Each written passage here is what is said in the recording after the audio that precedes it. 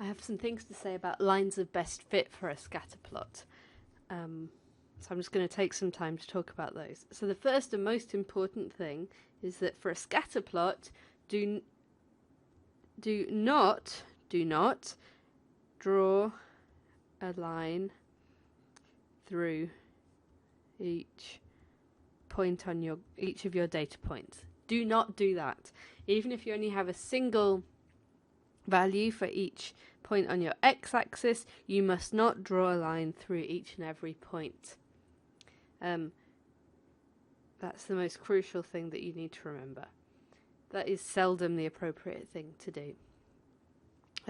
So your line of best fit might not even pass through any.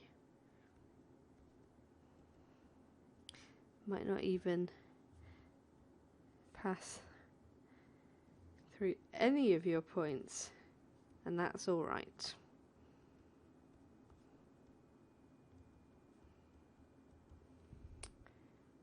Okay, so your line of best fit can be a straight line or a curve.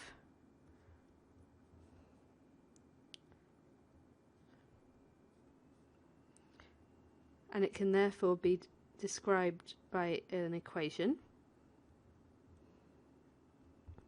which might be handy.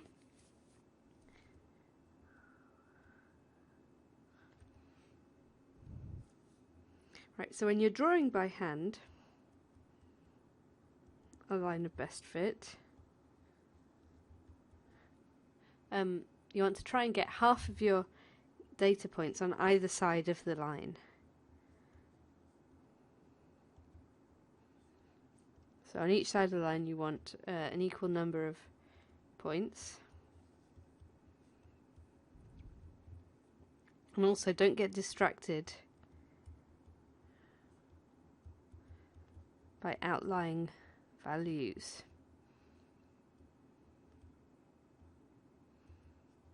Outlying values. That's easy to do. Now, normally we'd actually be using a computer to draw graphs, and the computer will do something called regression, and that is a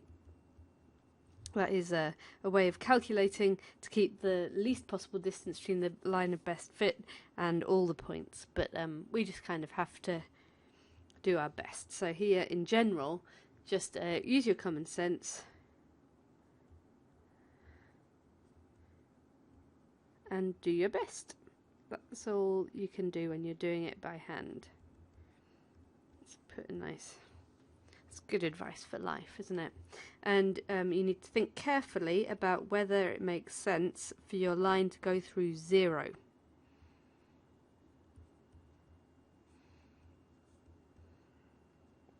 Should go through 0.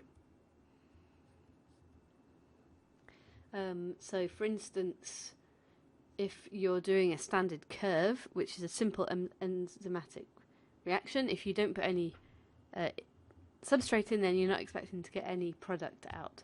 But if you're looking, as we're going to later in the year, at some algae and how much glycerol they're producing in response to salt, even if there's no salt in the environment, then there could well be some glycerol within the cell. So it wouldn't make any sense then to put your line of best fit through 0.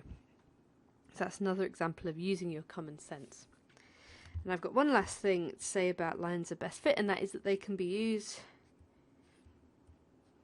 to interpolate and extrapolate. So what do I mean by that? So here's a graph, and here are some points on the graph. So there's a positive correlation here, and here is the line of best fit. But let's imagine I want to know if for this value what the y value is.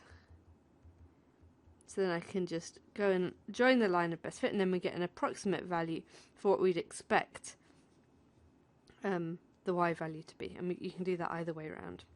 And then here, once we go past the end of the given values, then we can extend the line and then predict if we go beyond. So this is interpolate, so it's in between the values that we know about, and extrapolate is once we go below that, go beyond that. And that's something useful you can do with your line of best fit.